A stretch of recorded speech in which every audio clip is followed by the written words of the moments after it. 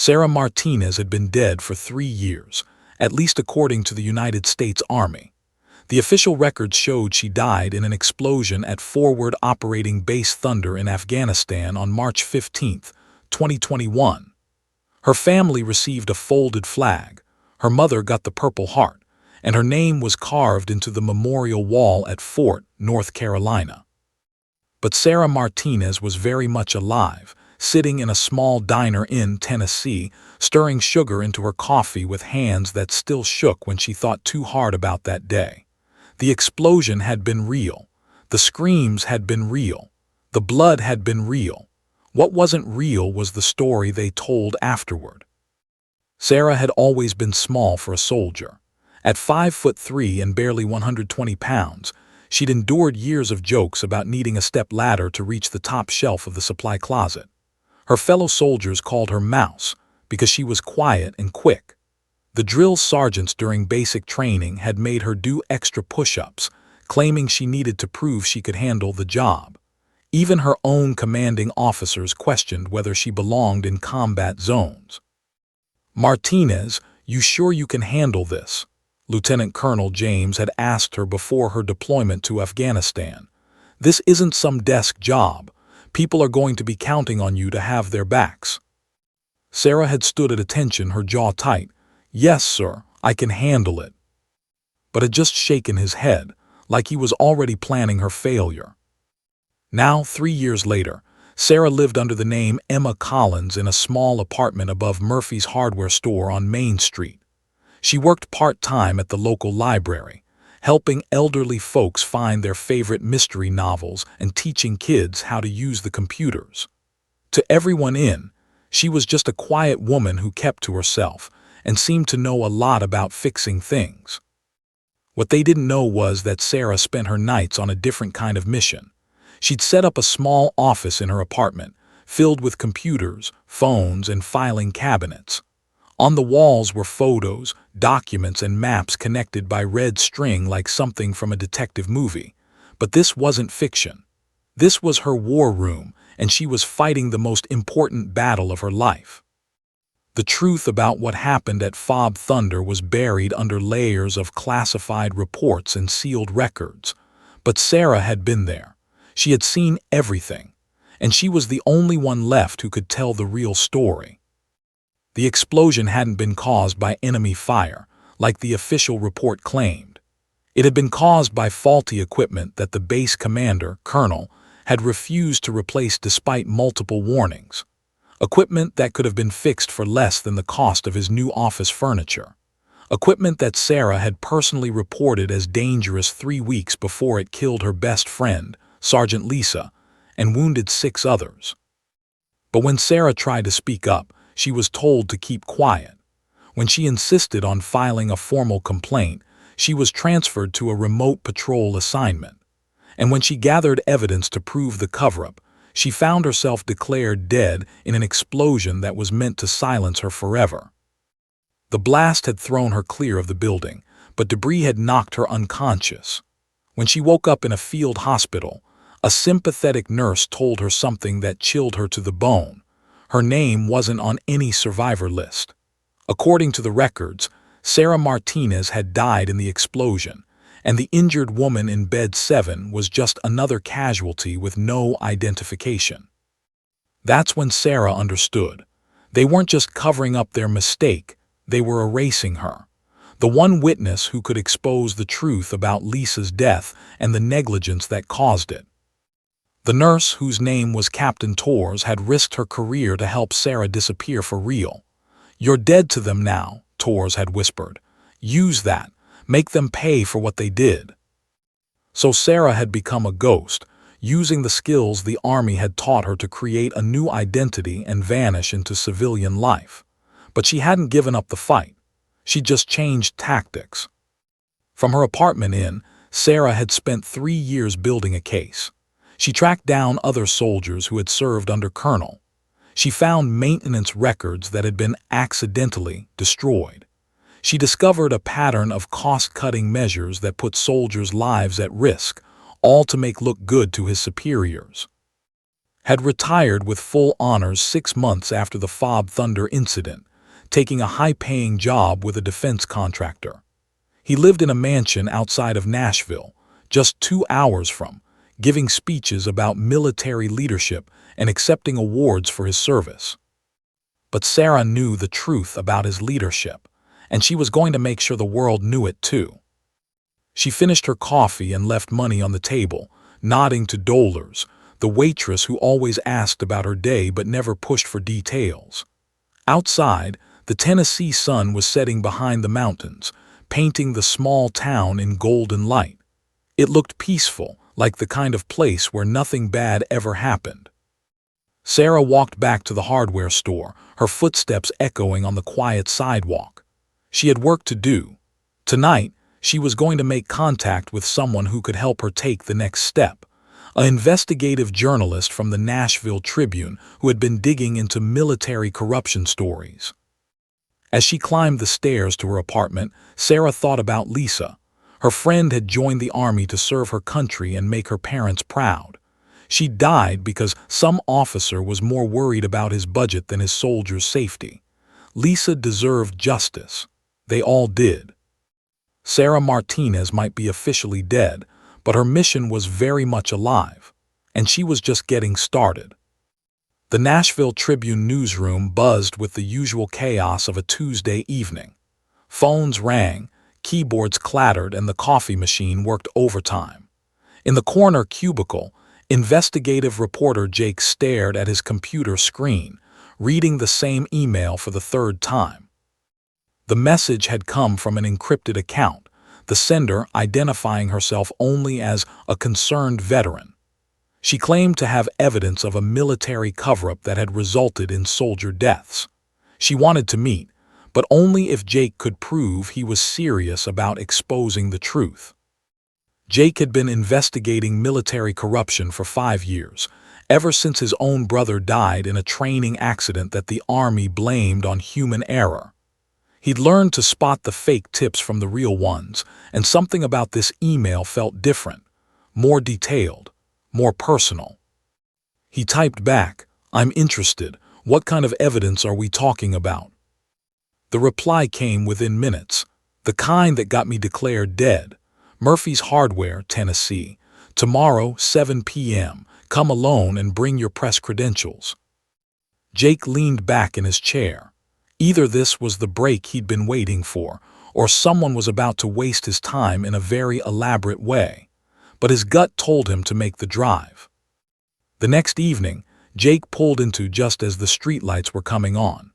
The town looked like something from a postcard, tree-lined streets, old-fashioned storefronts, and the kind of quiet that city folks like him found either peaceful or unsettling. Murphy's Hardware was a narrow building squeezed between a barbershop and a hand-painted sign in the window read, "Closed," but Jake could see a light on in the second-floor windows. He knocked on the side door like the email had instructed. The woman who answered was not what he'd expected. She was small, maybe early 30s, with dark hair pulled back in a simple ponytail. She wore jeans and a plain white t-shirt, looking more like a librarian than a soldier. But her eyes were different, sharp and alert, constantly scanning, like she was always expecting trouble. "You Jake?" she asked, looking past him to check the empty street. "That's me, and you're the concerned veteran." She stepped aside to let him in. "My name is Sarah Martinez. Officially, I died 3 years ago in Afghanistan. Unofficially, I've been building a case against the officers who killed my friend and tried to kill me." Jake followed her up a narrow staircase to a small apartment that had been converted into what looked like a command center. Every wall was covered with photographs, documents, and charts. String connected different pieces of evidence like a spider web. 2 computers hummed quietly on a desk near the window. "Holy," Jake stopped himself from cursing. "How long have you been putting this together?" "Since the day I stopped existing," Sarah said, pouring him a cup of coffee from a pot that smelled like it had been brewing all day. 3 years, 2 months, and 16 days. She handed him a thick folder. "Start with this.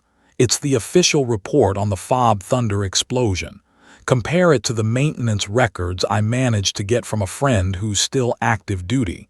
You'll see some interesting differences. Jake opened the folder and started reading. The official report blamed the explosion on an enemy mortar attack that hit a supply depot. But the maintenance records showed repeated warnings about faulty electrical systems in that exact building. Warnings that were ignored. "Colonel," Sarah continued, settling into a chair across from him. He was the base commander. Every warning about that building crossed his desk. Every request for repairs was because he was trying to stay under budget. My friend Lisa died because wanted to look good to his superiors. "Where's now?" Jake asked, still reading through the documents. "Retired with full honors. He's giving a speech at a veterans fundraiser in Nashville next week. Leadership Under Fire is the title. Makes me sick." Jake looked up from the papers. "Why haven't you taken this to the military investigators or the FBI?" Sarah's laugh was bitter. "Because officially I don't exist. Sarah Martinez died in that explosion, remember? And the woman sitting here with you, she's nobody. No standing to file complaints, no credibility, no nothing. They made sure of that. But you have all this evidence. Evidence that I obtained illegally using a false identity while supposedly dead." Sarah stood up and walked to the window, looking down at the quiet street. "I've tried going through official channels. Anonymous tips, leaked documents, intermediaries. Nothing sticks. Got friends in high places, and the Army doesn't like admitting mistakes." Jake set down the folder. "So you want me to write the story? I want you to tell the truth. About Lisa, about how the military protects its own even when they're killers." Sarah turned back to him, and Jake could see the pain she kept buried under all that determination. Lisa was 24 years old. She joined the Army to serve her country and make her parents proud. She died because some colonel couldn't be bothered to fix a faulty wire. Her parents still think she died a hero in combat. They deserve to know the truth. Jake spent the next 2 hours going through Sarah's evidence. She had maintenance records, witness statements, financial documents showing spending priorities, and communication logs that painted a clear picture of negligence. It was thorough, convincing, and completely unprovable through normal channels. "This is solid work," he finally said. "But you know what they're going to say. You're a disgruntled soldier with a grudge, possibly mentally unstable. They'll attack your credibility before they even look at the evidence." "I know," Sarah nodded. "That's why I need you. Your reputation, your paper's credibility. If the story comes from you, they can't just dismiss it." Jake gathered up the documents. "I'll need to verify some of this independently. It might take a few weeks." "I've been dead for 3 years," Sarah said. "I can wait a few more weeks." As Jake prepared to leave, he turned back to her. "Can I ask you something? Why here?" Sarah smiled for the first time that evening. "I needed somewhere quiet to work, somewhere I could disappear, but mostly." She gestured toward the window where the lights of the small town twinkled like stars. "I needed somewhere that felt like home, like the America I thought I was fighting for." Jake drove back to Nashville with his mind racing. He'd investigated a lot of military corruption over the years, but this was different. This wasn't just about fraud or abuse of power. This was about a woman who had been erased from existence for trying to do the right thing, and who was now fighting back from beyond the grave. As he passed the city limits of, Jake made a decision. He was going to tell Sarah's story, all of it, and if it cost him his career, well, some stories were worth the risk. Behind him, the lights of the small town faded into the Tennessee night, but the woman in the apartment above the hardware store continued her work. Sarah Martinez had been dead for 3 years, but her war was just beginning. 2 weeks later, Jake sat in his editor's office, watching wipe tears from her eyes as she finished reading the draft of his article. The office was small and cluttered, with awards from journalism contests mixed in with coffee-stained newspapers and half-dead plants. "This is incredible work," Jake said, setting down the papers. "But you know what's going to happen when we publish this? The Pentagon will deny everything. They'll say your source is unreliable, possibly delusional. They'll try to destroy both you and this Sarah Martinez." Jake had expected this reaction. Was a good editor, careful, thorough, and protective of her reporters. But she was also brave when it came to important stories. "I've everything I can," Jake said. "The maintenance records are real. The financial documents are real. I even found 2 other soldiers who served at Fob Thunder who confirmed the problems with that building. They won't go on record, but they backed up Sarah's story." "And you trust her? This woman who's been living under a false identity for 3 years." Jake thought about the hours he'd spent with Sarah, going through every document, every detail. He tried to poke holes in her story, to find inconsistencies or lies. Instead, he'd found a woman carrying the weight of her friend's death, fighting a system that had tried to erase her. "I trust her," he said.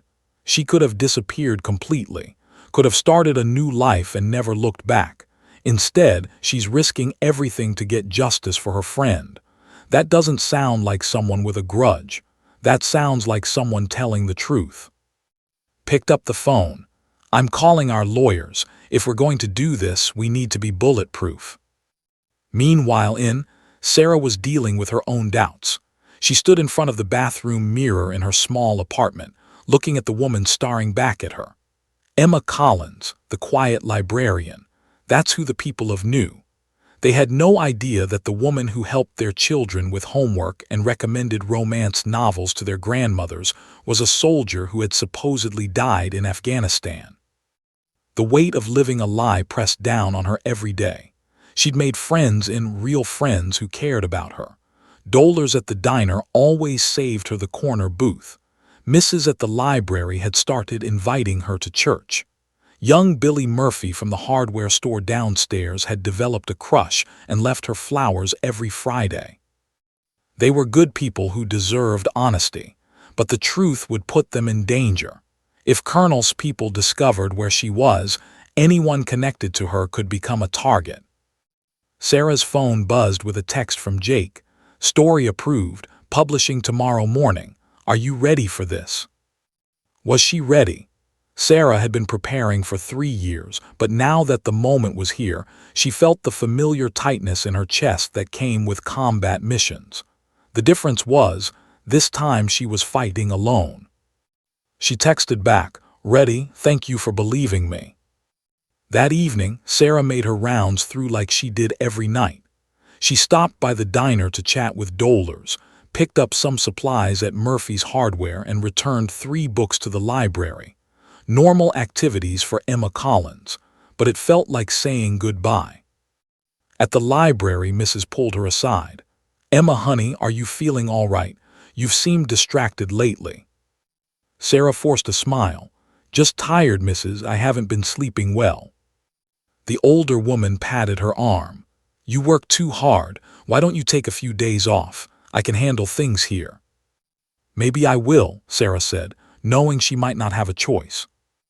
The next morning, Jake's article hit the Tribune's website at 6 a.m. By 8 a.m., it was being shared across social media. By 10 a.m., other news outlets were picking up the story. By noon, the Pentagon had issued a statement denying the allegations and questioning the credibility of the unnamed source. Sarah read the Pentagon's response from her apartment, her hands shaking with anger. They were calling her a disgruntled former soldier with possible mental health issues. They claimed there was no evidence of wrongdoing at Fob Thunder and that the explosion had been thoroughly investigated.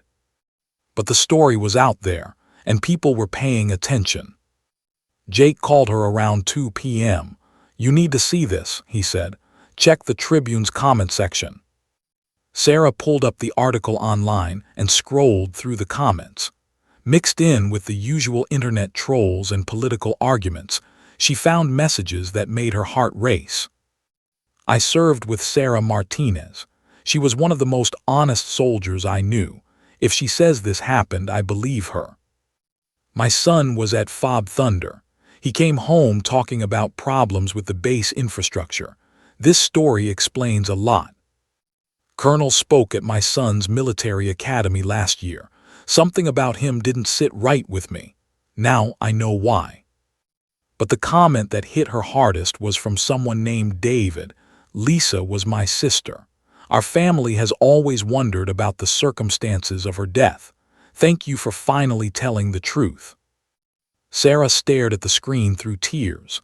Lisa's brother had found the story. Her family would finally know what really happened. Her phone rang, Jake's number. "Sarah, we have a problem," he said without preamble. "I just got a call from a Pentagon spokesman. They know who you are. They know where you are. You need to leave now." Sarah's blood turned to ice. "How do they know?" "I don't know, but they do. The spokesman mentioned your apartment above Murphy's Hardware specifically. They're sending people to bring you in for questioning." Sarah was already moving, pulling clothes from her dresser and shoving them into a backpack. "Questioning about what? I'm officially dead, remember. They're calling it a national security investigation. Sarah, they're not coming to arrest you. They're coming to silence you, permanently this time." Sarah stopped packing. Through her window, she could see Mrs. opening the library, Billy Murphy sweeping the sidewalk in front of the hardware store, and Dolars hanging the daily specials in the diner window. These people had become her family. Leaving them felt like another kind of death. But staying would put them in danger. "I have to go," she said into the phone. "Where will you go?" Sarah shouldered her backpack and took one last look around the apartment that had been her home and headquarters for 3 years. All her research, all her evidence, all her plans for justice, she was leaving it all behind. "I don't know," she said, "but the story's out there now. People know the truth, that's what matters." She hung up the phone and headed for the stairs. At the back door, she paused to leave a note for Billy Murphy. "Had to leave town unexpectedly. Thank you for everything. Emma." Sarah slipped out the back door and into the alley behind Main Street. As she walked toward the edge of town, she heard the distant sound of helicopters approaching from the east. She didn't look back. The motel room in Tennessee smelled like stale cigarettes and industrial disinfectant. Sarah sat on the edge of the sagging bed, watching the news coverage of her story on a television that looked older than she was. CNN was running a segment called "Dead Soldier Tells All," while Fox News had gone with "Military Hoax" or "Heroes Last Stand." She'd been on the road for 4 days, paying cash for everything and avoiding cameras. The story had exploded beyond anything she'd imagined. Social media was divided between people calling her a hero and others labeling her a traitor. Veterans groups were demanding investigations. Congressional representatives were making statements. And Colonel was fighting back. Sarah watched him on the screen now, standing behind a podium at some press conference, his silver hair perfectly styled, and his uniform decorated with ribbons and medals. He looked every inch the distinguished military officer. "These allegations are completely false," was saying. "They come from a disturbed individual who was discharged from the Army for disciplinary issues. Sarah Martinez was a problem soldier who couldn't handle the pressures of combat duty. Her death was a tragedy, but it was not the result of negligence."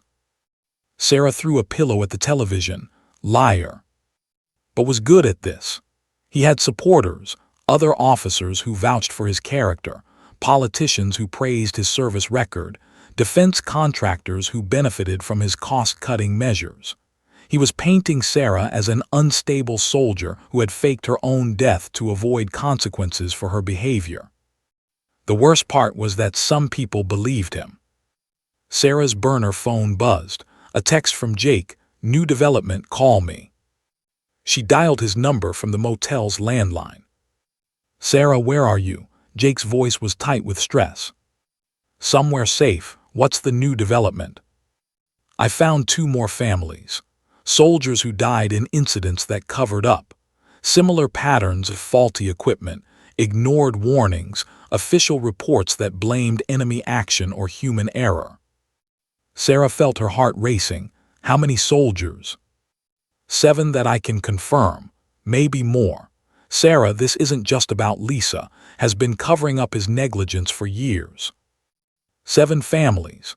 7 soldiers who died because one man cared more about his career than their lives. Sarah closed her eyes and saw Lisa's face, laughing at some joke in the mess tent just hours before the explosion. There's something else, Jake continued. I got a call from someone at the Pentagon, off the record. They said there are people inside the military who want brought down, but they need more evidence. Ironclad proof that can't be dismissed or covered up. What kind of proof?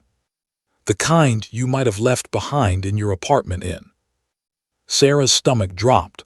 I had to leave everything. They were coming for me. I know, but Sarah, I think there might be a way to get it back. That evening, Sarah drove her stolen pickup truck to the outskirts of and parked in a grove of trees that overlooked the town. Through binoculars, she could see military vehicles parked on Main Street. Soldiers in civilian clothes were stationed at the diner, the library, and the hardware store. They were waiting for her to come back. Sarah's phone rang. The caller ID said Billy Murphy. Emma, Billy's young voice was confused and worried. Where are you? There are FBI agents asking about you. They say you're some kind of criminal. Sarah's heart broke a little. Billy was 19, sweet, and completely innocent. He didn't deserve to be caught up in this. Billy, listen to me carefully, she said. I'm not a criminal, but I am in trouble. The less you know, the safer you'll be. Just tell them I was a quiet tenant who paid her rent on time. But Emma. And Billy, my real name is Sarah. Sarah Martinez. I'm sorry I lied to you. She hung up before he could respond. Jake called an hour later. I'm in position, he said. Mrs. let me into the library through the back door. The agents watching the place think I'm just another reporter trying to get the local angle. Can you see my apartment? Yeah, there are 2 agents posted outside, but they're focused on the street, not the back alley. Mrs. says there's a fire escape that leads to your back window. Sarah had installed that fire escape herself, claiming she wanted an emergency exit in case of a building fire. Really, she'd wanted a way to come and go without being seen. Now it might save her mission. Jake, this is dangerous if they catch you. Sarah, 7 soldiers are dead because of this man. Their families deserve the truth. I'm going in. Sarah watched through her binoculars as a figure slipped out the library's back door and into the alley behind Main Street. Even from a distance, she could see Jake moving carefully toward the hardware store, staying in the shadows. Her phone buzzed with text updates. At the fire escape, climbing up, windows unlocked, I'm in. Sarah held her breath. Jake was in her apartment where 3 years of research covered every wall, but he wasn't a soldier. He didn't know how to move quietly, how to avoid detection, how to think like someone trained to kill. Got the computers, came the next text. Loading files onto portable drives. Jesus, Sarah, how did you collect all this? 3 years of not having a life, she texted back. But then she saw movement on Main Street. The agents were talking on their radios, looking agitated. Something had tipped them off. Sarah started her truck and drove closer to town, staying on back roads. Through her binoculars, she watched as agents surrounded the hardware store. They knew Jake was inside. Her phone rang, Jake whispering. They're coming up the stairs. I've got most of the files, but Sarah, there's something else here. A safe behind your closet. What's in it? Sarah's blood ran cold. The safe contained her insurance policy, recordings she'd made of phone calls with other soldiers, photographs of classified documents, and most importantly, a video confession she'd recorded the night before she was supposed to die in Afghanistan. Jake, forget the safe. Get out of there now. I can hear them at the door, the fire escape. Go. Sarah watched in horror as agents kicked in her apartment door just as a figure appeared on the fire escape outside her window. Jake was moving fast, but not fast enough. An agent spotted him and shouted. Gunshots echoed across the quiet town. Sarah floored the accelerator, racing toward as her burner phone buzzed with frantic texts from Jake. "I'm hit. Made it to the library. Mrs. Hiding me. Need help." Sarah Martinez had been running for 4 days, hiding in motels and living on fast food and fear. But Jake had risked his life to help her, and now he was bleeding in a library while federal agents hunted him. She was tired of running. It was time to fight back. As she drove toward the town where she'd found peace for 3 brief years, Sarah made a decision that would change everything. She was going back for Jake, and she was going back for her evidence. And if Colonel wanted a war, she was going to give him one. Mrs. had been the head librarian for 37 years. She'd seen teenagers try to sneak inappropriate books past her desk, helped countless students with research projects, and maintained order in her domain with the quiet authority that only librarians possess. But she'd never had a bleeding journalist hiding in her mystery section while federal agents searched the building. "You're that reporter," she whispered to Jake, who was crouched behind the Stephen King novels, pressing a blood-soaked cloth to his shoulder. "The one writing about Emma." "Her real name is Sarah," Jake gasped, "and those agents out there want to kill us both." Mrs. straightened her cardigan and walked calmly to the front of the library, where 2 federal agents were demanding to search the building. She said in the tone she used for particularly unruly teenagers, "This is a public library. If you want to search it, you'll need a warrant." "Ma'am, we're in pursuit of a fugitive. We have reason to believe he entered this building." "Then you should have no trouble getting a warrant." Mrs. crossed her arms. "Until then, the library is closed for inventory." Meanwhile, Sarah was making her own approach too.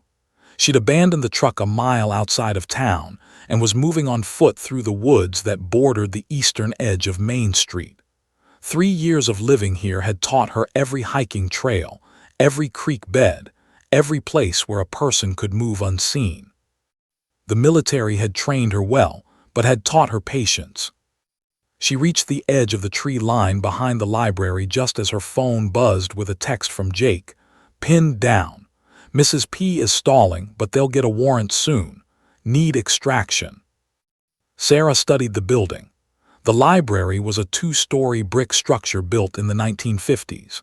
She knew every entrance, every window, every blind spot in the security cameras that the town council had installed 2 years ago. More importantly, she knew something the federal agents didn't. The library had a bomb shelter. During the Cold War, most public buildings in small southern towns had been equipped with fallout shelters. This library shelter had been converted into storage space decades ago, but it still had its original entrance, a hidden door behind the Historical Society's display case. Sarah made her way to the basement window on the north side of the building. It was painted shut, but 3 swift strikes with her tactical knife popped it open. She slipped inside and found herself in the library's basement storage area, surrounded by boxes of old books and broken furniture. The hidden door was exactly where she remembered it, concealed behind a display case full of Civil War artifacts. Sarah moved the case aside and found the steel door that led to the old bomb shelter. It opened with a rusty groan. The tunnel was narrow and lined with concrete, designed to protect the library's patrons from nuclear fallout. Now it would protect them from a different kind of fallout, the kind that happened when honest people tried to expose powerful liars. Sarah emerged from the tunnel into the library's main floor through a hidden panel behind the reference desk. Mrs. was still at the front entrance, debating constitutional law with increasingly frustrated federal agents. "Jake," Sarah whispered. He appeared from behind the mystery novels, looking pale but determined. "Sarah, what are you doing here? They'll kill you." "Not if we kill the story first." Sarah helped him to his feet. Did you get the files from my apartment? Jake patted his laptop bag. Most of them, but Sarah, there's something you need to know. Those weren't FBI agents at your apartment. They were private contractors. Military intelligence, maybe, or worse. Sarah felt a chill run down her spine. If was using private contractors instead of official military personnel, it meant he was operating outside normal channels. It meant he was desperate enough to break the law to silence her. "We need to get you out of here," she said. "Not without the story," Jake replied. "Sarah, I found something else in your files. Financial records showing took kickbacks from contractors in exchange for approving substandard equipment. This isn't just negligence, it's corruption." Mrs. appeared beside them, moving with surprising stealth for a woman in her 70s. "Boys," she said, apparently deciding that Sarah counted as a boy for present purposes, "we have a problem. They're bringing in more vehicles, and they have a warrant." Through the library's front windows, Sarah could see black SUVs surrounding the building. Men in tactical gear were taking positions, treating this like a military operation rather than a law enforcement action. "Mrs.," Sarah said, "I need you to get out of here. This is about to get dangerous." The elderly librarian straightened to her full 5'2" height. "Young lady, I've been protecting books and the people who read them for almost 4 decades. I'm not about to stop now." She looked between Sarah and Jake. "Besides, someone needs to make sure you boys don't bleed on my carpet." Sarah's phone buzzed, a text from an unknown number. "Sarah Martinez, this is Colonel. I think it's time we talked. Come out peacefully and no one else gets hurt. You have my word as an officer." Sarah showed the message to Jake and Mrs. "The word of an officer who let soldiers die," Jake said. "The word of a man who tried to have you killed," Mrs. added. Sarah looked around the library that had been her sanctuary for 3 years. The reading corner where she'd helped kids with their homework. The computer terminals where she'd taught elderly patrons how to email there. The quiet stacks where she'd found peace after the nightmares of war. Had taken her life once. He tried to take it again. Now he was threatening the innocent people who had become her family. Sarah made her decision. "I'm going out there," she said. "Sarah, no," Jake grabbed her arm. "It's suicide." "Not if I do it right." Sarah opened her laptop and began typing rapidly. "Jake, I need you to upload everything we have. Every document, every recording, every piece of evidence. Upload it to every news outlet, every social media platform, every website that will take it." "What are you going to do?" Sarah finished typing and hit send. "I'm going to give exactly what he wants, a face-to-face conversation with a dead woman." She walked toward the library's front door, where Mrs. was still standing guard. "Emma, Sarah," the older woman said softly, "are you sure about this?" Sarah hugged her, the first real human contact she'd had in days. "Thank you for everything, Mrs., for the job, for the friendship, for protecting Jake. Thank you for making me feel alive again." She opened the door and stepped out into the Tennessee evening, where Colonel was waiting with his army of shadows and lies. But Sarah Martinez wasn't the same frightened soldier who had been silenced 3 years ago. She was a ghost who had learned to fight back, and she was about to show that some people can't be buried twice. Colonel stood in the middle of Main Street like he owned it, flanked by a dozen men in black tactical gear. His silver hair caught the streetlights, and his dress uniform was perfect, every crease sharp, every medal precisely placed. He looked like a recruiting poster for military leadership. But Sarah could see the truth behind the facade, the slight tremor in his hands. The way his eyes darted to the shadows looking for threats was scared, and scared men made mistakes. "Sergeant Martinez," called out as she approached. "Or should I say, the woman pretending to be Sergeant Martinez. You've caused quite a stir with your little story." Sarah stopped 20 feet away from him, close enough to talk but far enough to move if she needed to. Around them, the people have watched from windows and doorways, dolers from the diner, Billy Murphy from the hardware store, families who had welcomed Emma Collins into their lives without asking questions. "I'm not pretending to be anyone, Colonel," Sarah said, her voice carrying clearly in the night air. "I'm exactly who I've always been, a soldier who tried to save her friends." Laughed, but it sounded forced. "You're a deserter who faked her own death to avoid facing charges for insubordination and theft of classified materials. I'm a witness to your negligence. Lisa died because you refused to fix a building you knew was dangerous. 7 other soldiers died because you cut corners to make yourself look good to your superiors." "Prove it," said. Sarah smiled. "I just did." His confident expression flickered. "What do you mean?" "Check your phone, Colonel, or better yet, check the news." Pulled out his phone, and Sarah watched his face change as he read. Behind him, his men were getting alerts on their own devices. The story was everywhere, not just Jake's original article, but everything Sarah had collected over 3 years. Financial records, maintenance reports, witness statements, audio recordings. And most damaging of all, the video confession Sarah had recorded the night before she was supposed to die in Afghanistan. In the video, a younger Sarah sat in her bunk at Fob Thunder, speaking directly to the camera. She detailed every warning about the faulty building, every request for repairs that had, every shortcut he'd taken that put soldiers at risk. She'd made the recording as insurance, never knowing she'd need it to speak from beyond the grave. "You see, Colonel," Sarah said as stared at his phone in horror, "I learned something important from the Army. Always have a backup plan." His mask of control finally cracked. "You have no idea what you've done. The damage to military readiness, to national security." "The damage to your reputation, you mean?" Sarah stepped closer.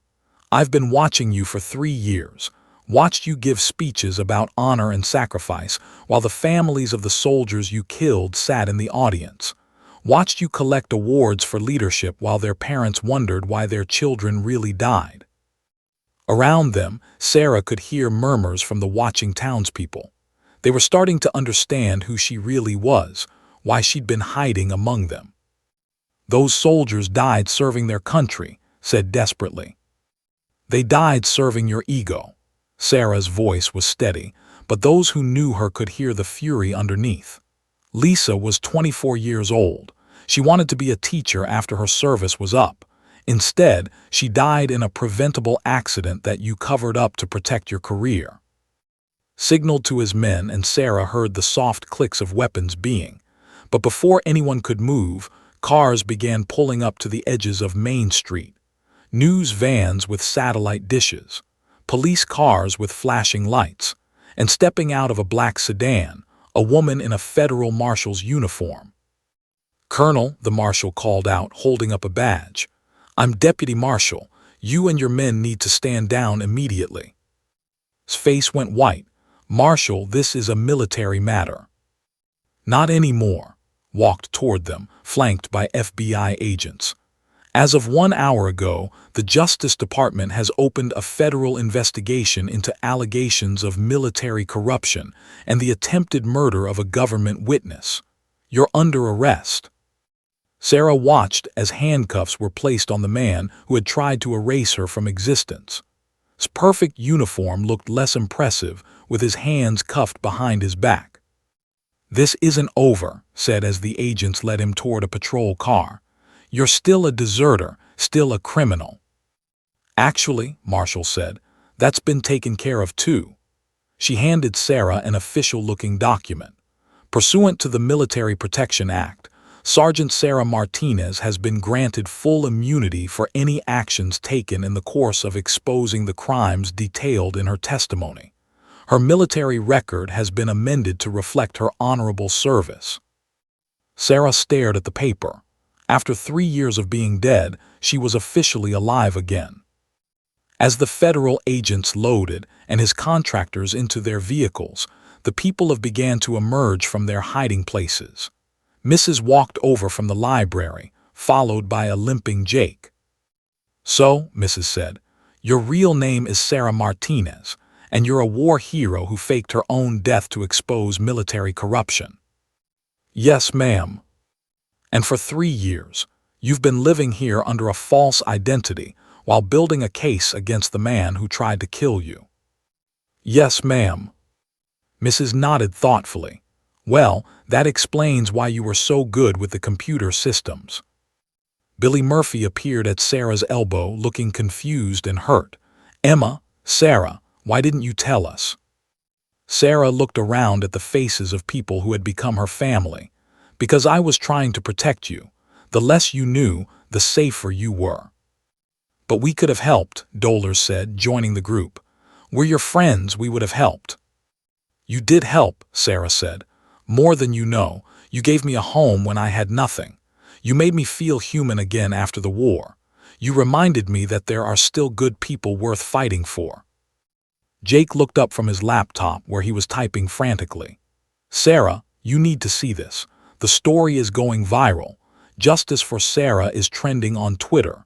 Veterans groups are demanding congressional hearings. The Secretary of Defense just announced a full review of his entire command history. Sarah felt a weight lifting from her shoulders that she'd carried for 3 years. Lisa's family would finally know the truth. The other families would get answers. And maybe, just maybe, other soldiers wouldn't die because someone prioritized budgets over lives. Marshall approached her again. Ms. Martinez, there will be hearings, congressional testimony. You'll be in the spotlight for a while. I can handle it, Sarah said. I'm sure you can, but you should know the Army wants to offer you your rank back. Full reinstatement, back pay, the works. They're calling you a hero. Sarah looked around at the small town Main Street where she'd found peace, at the people who had accepted Emma Collins without question, and were now learning to accept Sarah Martinez with all her complicated truths. I appreciate that, Marshall, but I think I've done my service. I've got a job at the library, and there's a hardware store that needs a new tenant upstairs. Mrs. smiled. The position is still open if you want it, though I should warn you the whole town knows your secret now. No more hiding. Sarah looked up at the apartment above Murphy's Hardware, where she'd spent 3 years building her case and planning her war for justice. For the first time in those 3 years, she could imagine a future there that didn't involve looking over her shoulder. I'm tired of hiding, she said, and I think Emma Collins was getting a little boring anyway. Jake finished his typing and closed his laptop. So what happens now? Sarah Martinez, no longer dead, no longer hiding, no longer alone, looked around at her friends and family in Tennessee. In the distance, she could see the lights of other small towns, other communities full of good people who deserved to live without fear of the powerful men who were supposed to protect them. Now we make sure this never happens again, she said. Now we keep fighting. 6 months later, Colonel was sentenced to 15 years in federal prison for corruption, conspiracy, and accessory to murder. 7 families received formal apologies from the Department of Defense and settlements that would never bring back their children but might help them heal. Sarah Martinez kept her apartment above Murphy's Hardware and her job at the public library. She also started a foundation for military, helping other soldiers who found themselves caught between duty and conscience. On quiet Tennessee evenings, she would sit on her fire escape and look out over the small town that had saved her life twice, once by giving her a place to hide, and once by giving her a reason to stop running. Sarah Martinez had been declared KIA by the military, but she'd been fighting a secret war for justice ever since, and in the end, the dead woman had won. The ghost of Fob Thunder could finally rest in peace.